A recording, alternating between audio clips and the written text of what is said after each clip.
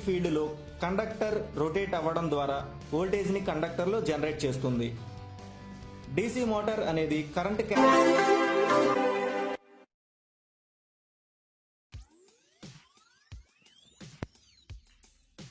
Hi friends, ఈ రోజు DC machine లో టైప్స్ ఏమిటో చూద్దాం. డీసీ మెషిన్ లో టైప్స్ అనేవి డీసీ మెషిన్ యొక్క ఎగ్జైటేషన్ మీద డిపెండ్ అయ్యి ఉంటాయి. ఎగ్జైటేషన్ అంటే పర్టికులర్ ఇష్యూ కోసం ఎనర్జీని అప్లై చేయడం. ఇది మన డీసీ మెషిన్ వద్దకు వచ్చేసరికి ఫీల్డ్ కాయిల్స్ ద్వారా కరెంట్ ఫ్లో అయ్యి మ్యాగ్నెటిక్ ఫీల్డ్ ని జనరేట్ చేయడాన్ని ఎగ్జైటేషన్ అంటారు. సో ఇక్కడ డీసీ మెషిన్ లో మ్యాగ్నెటిక్ ఫీల్డ్ ఏ విధంగా జనరేట్ అవ్వాలి అన్న దాని మీద డీసీ మెషిన్ లో రకాలు ఉంటాయి. జనరల్ గా రెండు రకాలైన ఎగ్జైటేషన్ మెథడ్స్ ఉన్నాయి. అవి self excitation and separate excitation. Separate excitation లో ఫీల్డ్ కాయిల్స్ అనేవి సెపరేట్ డీసీ సోర్స్ ద్వారా ఎనర్జీని పొందుతాయి. సెల్ఫ్ ఎగ్జైటేషన్ లో ఫీల్డ్ వైండింగ్ లో కరెంటు ఫ్లో అవ్వడానికి ఆ మెషిన్ తనంతట తానే సప్లై చేస్తుంది. సెపరేట్ ఎగ్జైటేషన్ లో ఒక మెథడే ఉన్నప్పటికీ సెల్ఫ్ ఎగ్జైటేషన్ లో shunt excitation, series excitation and compound excitation అని మూడు రకాలు ఉన్నాయి. సో ఆర్మేచర్ యొక్క ఫీల్డ్ వైండింగ్ కనెక్షన్ ఆధారంగా మనకు 4 టైప్స్ ఆఫ్ డీసీ మెషిన్స్ ఉన్నాయి. అవి separately excited DC machine, shunt wound or shunt machine, series wound or series machine, compound wound or compound machine. DC machine అనేది 2 వర్కింగ్ ప్రాసెస్. అవి generator and motor. So 4 types of DC machine అనేవి వీటికి కూడా వర్తిస్తాయి. So DC machine లోని రకరకాల machines అనేవి separately excited DC generator, separately excited DC motor, shunt wound DC generator, shunt wound DC motor, series wound DC generator, series wound DC motor, compound wound DC generator, compound wound DC motor. ఇవి ఏ విధంగా work అవుతాయి?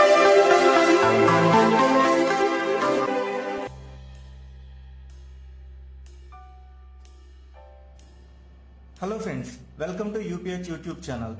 Last వీడియోలో DC machines ఎన్ని రకాలు ఉన్నాయో తెలుసుకున్నాం. ఈరోజు వాటి డిజైన్, అసలు అవి ఎందుకు అన్ని డిజైన్స్ లో ఉన్నాయి అండ్ యూజర్స్ గురించి చూద్దాము. DC motor and DC generator difference already మీరు తెలుసుకుని ఉన్నారు. డీసీ మోటార్ అనేది ఫీల్డ్ వైండింగ్ లో వోల్టేజ్ పాస్ వల్ల ఆర్మేచర్ రొటేట్ అవుతుంది. డీసీ జనరేటర్ లో ఆర్మేచర్ రొటేట్ అవ్వడం వల్ల ఫీల్డ్ వైండింగ్ లో వోల్టేజ్ జనరేట్ అవుతుంది. ఇక్కడ వరకు బాగానే ఉంది. అసలు ఫీల్డ్ వైండింగ్ కి ఆర్మేచర్ కి కనెక్షన్స్ ఏమైనా ఉంటుందా? ఉంటే ఎలా ఉంటుంది? వీటిని డిపెండ్ అయ్యి డీసీ మెషిన్స్ మనకు 8 టైప్స్ గా డివైడ్ అయ్యాయి. ముందుగా సెపరేట్లీ ఎగ్జైటెడ్ డీసీ మెషిన్.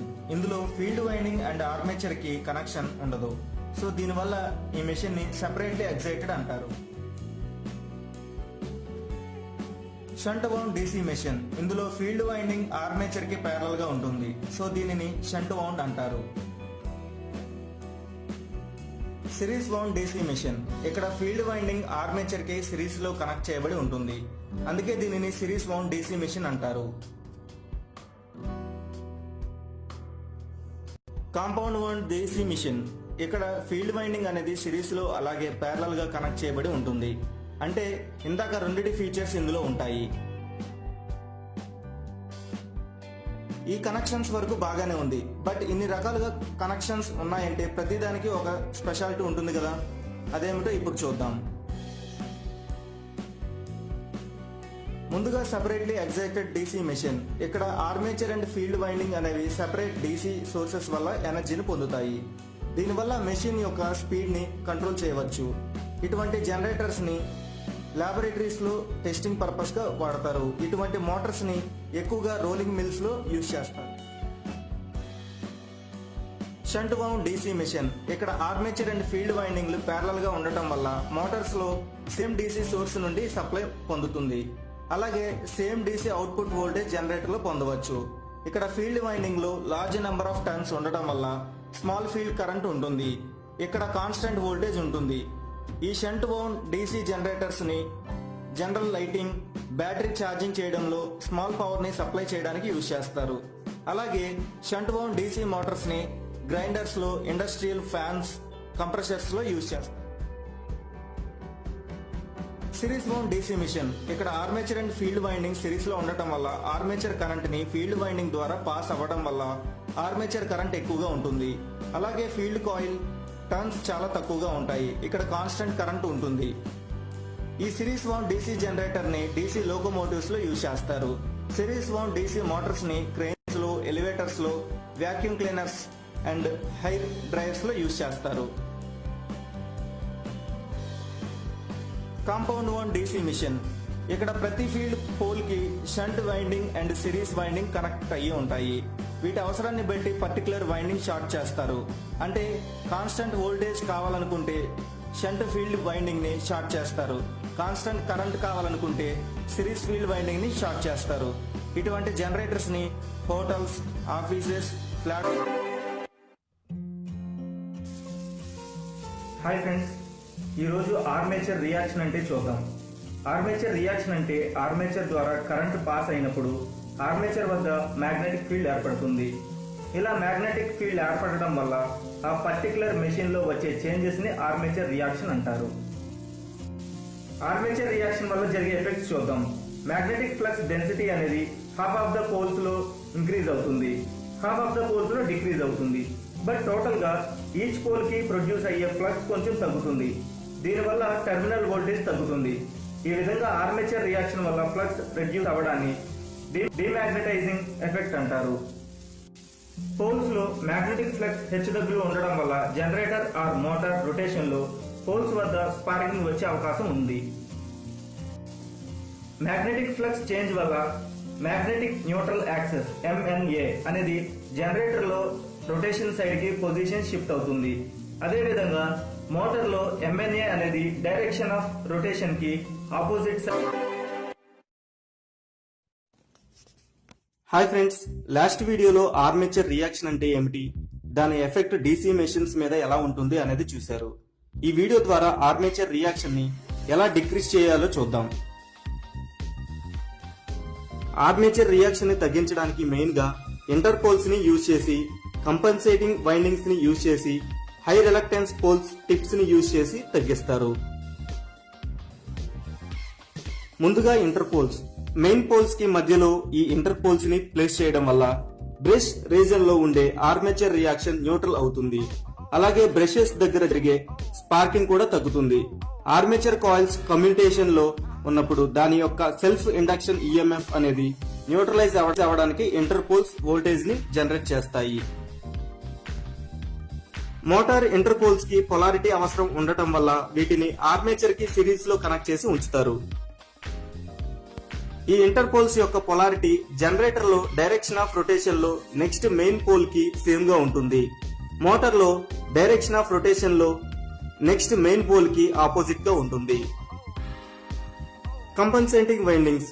వీటిని ఆర్మేచర్ రియాక్షన్ ని ఎలిమినేట్ చేయడానికి, అలాగే ఆర్మేచర్ MMF ని బ్యాలెన్స్ చేయడానికి యూజ్ చేస్తారు.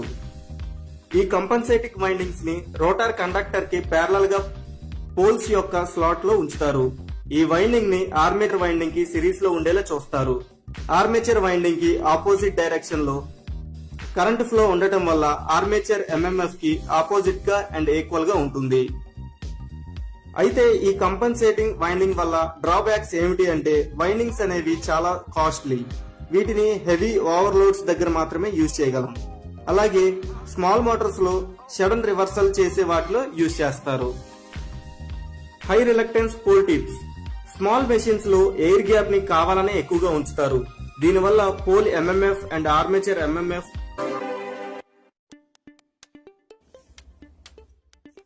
లార్జ్ డీసీ లోడ్ ని సప్లై చేయడానికి ఒకటి కంటే ఎక్కువ జనరేటర్స్ ని ప్యారలల్ గా కనెక్ట్ చేస్తారు. అయితే ఈ జనరేటర్స్ ని ప్యారలల్ గా కనెక్ట్ చేయడానికి కొన్ని కండిషన్స్ ని సాటిస్ఫై చేయాలి. అవి same voltage rating, same voltage regulation percentage, prime movers లో సేమ్ స్పీడ్స్ రెగ్యులేషన్ పర్సంటేజ్ ఉండాలి. డీసీ జనరేటర్ ని ప్యారలల్ గా ఆపరేట్ చేయడం వల్ల కంటిన్యూగా సప్లై ప్రొవైడ్ చేయగలం. Large efficiency, maintenance and repair కి కన్వీనియంట్ గా ఉంటుంది. లోడ్ ని ఇంక్రీజ్ చేసుకోవచ్చు. సప్లై మరింత స్టెబిలిటీగా ఉంటుంది. డీసీ జనరేటర్ లో shunt generator, series generator and compound generator గా ఉన్నాయి కాబట్టి వాటిలో కూడా ప్యారలల్ ఆపరేషన్ ఎలా ఉంటుందో ఇప్పుడు చూద్దాం. Shunt generator in parallel operation కి షంట్ జనరేటర్ మోర్ సూటబుల్. ఎందుకంటే షంట్ జనరేటర్ లో డ్రాపింగ్ క్యారెక్టరిస్టిక్స్ ఎక్కువ. దీనివల్ల షంట్ జనరేటర్ కి లోడ్ ప్రాపర్ గా డివైడ్ అయ్యి అన్ని షంట్ జనరేటర్స్ లో సేమ్ వోల్టేజ్ డ్రాప్ ని అందిస్తుంది. Series generator in parallel. ఇక్కడ జనరేటర్ 1 అండ్ జనరేటర్ 2 వోల్టేజ్ ప్రైమరీగా ఈక్వల్ గా ఉంటుంది. అలాగే సేమ్ కరెంట్, సేమ్ రెసిస్టెన్స్ ఉంటాయి. For suppose generator 1 load increase అయినప్పుడు జనరేటర్ వోల్టేజ్ ఇంక్రీజ్ అవుతుంది. So automatically machine 1 current increase అయ్యి మెషిన్ 2 కరెంట్ తక్కువగా ఉంటుంది. కొంతసేపటికి మెషిన్ 1 సప్లై ని అందించడమే కాకుండా మెషిన్ 2 కి కూడా పవర్ ని సప్లై చేస్తుంది. ఇలా ఒక జనరేటర్ మీద లోడ్ హెవీగా, మరో దాని మీద లోడ్ తక్కువగా ఉండకుండా వీటి మధ్యలో ఈక్వలైజర్స్ బార్ ని ఉంచుతారు. Compound generator in parallel. ఈ కాంపౌండ్ జనరేటర్ లో ప్యారలల్ కండిషన్ స్టేబుల్ గా ఉండదు. ఎలాగంటే ఇందాక సిరీస్ జనరేటర్ లో జరిగినట్లుగా జనరేటర్ 1 అండ్ జనరేటర్ 2 కి సేమ్ లోడ్ ఇచ్చినప్పుడు జనరేటర్ 1 స్లైట్లీ లోడ్ ఇంక్రీజ్ అయితే సిరీస్ వైండింగ్ లో కరెంట్ ఎక్కువగా పాస్ అయ్యి సిరీస్ వైండింగ్ ఇంక్రీజ్ అవుతుంది. మెల్లమెల్లగా జనరేటర్ 1 కి ఫుల్ లోడ్ వచ్చి జనరేటర్ 2 మోటార్ లా యాక్ట్ చేస్తుంది. సో ప్యారలల్ ఆపరేషన్ క్యాన్సిల్ అవుతుంది. So hello friends, welcome to UPH YouTube channel. ప్రతి మెషిన్ యొక్క స్పీడ్ ని మనం ఖచ్చితంగా కంట్రోల్ చేయవలసిన అవసరం ఉంటుంది. అలాగే డీసీ మోటార్ యొక్క స్పీడ్ ని 3 పారామీటర్స్ ద్వారా కంట్రోల్ చేయవచ్చు. అవి armature resistance control, armature voltage control, armature flux control. ముందుగా ఆర్మేచర్ రెసిస్టెన్స్ కంట్రోల్. ఈ ప్రొసీజర్ లో రెసిస్టెన్స్ కంట్రోల్ కి రియోస్టాటిక్ ని యూజ్ చేస్తారు. సో ఈ ప్రాసెస్ ని రియోస్టాటిక్ కంట్రోల్ అని కూడా అంటారు. ఈ మెథడ్ లో వేరియబుల్ రెసిస్టెన్స్ ని ఆర్మేచర్ సర్క్యూట్ కి సిరీస్ గా ఉంచుతారు. ఈ మెథడ్ లో డీసీ మోటార్ బేస్ స్పీడ్ కన్నా బిలో ఉన్నప్పుడు స్పీడ్ ని కంట్రోల్ చేయడం పాసిబుల్ అవుతుంది. ఈ మెథడ్ లో ఫీల్డ్ డైరెక్ట్ గా సప్లై కి కనెక్ట్ అవ్వడం వల్ల ఫ్లక్స్ అనేది రెసిస్టెన్స్ వేరీ అవుతున్నప్పుడు ఎఫెక్ట్ అవ్వదు. Armature voltage control. DC Motors యొక్క స్పీడ్ ని వోల్టేజ్ ని వేరీ చేయడం ద్వారా కూడా కంట్రోల్ చేయవచ్చు. అయితే ఈ వోల్టేజ్ ని వేరీ చేయడం అనేది ward Leonard speed control system, rectifiers ద్వారా కంట్రోల్ చేయడం, సిరీస్ ప్యారలల్ ఆర్మేచర్ కంట్రోల్ ద్వారా చేయవచ్చు. Ward Leonard speed control system. ఈ మెథడ్ ని డీసీ మోటార్ 0 స్పీడ్ నుండి బేస్ స్పీడ్ వరకు మాత్రమే స్పీడ్ కంట్రోల్ చేయగలం. Speed controlled by controlled rectifiers. ఈ రోజుల్లో ఎస్ఈఆర్ ని డీసీ మోటార్స్ లో ఎక్కువగా యూజ్ చేస్తున్నారు. ఎందుకంటే ఫ్లోర్ స్పేస్ తక్కువగా తీసుకుంటుంది, అవుట్పుట్ వోల్టేజ్ ని క్విక్ గా కంట్రోల్ చేస్తుంది. ఈ మెథడ్ కూడా డీసీ మోటార్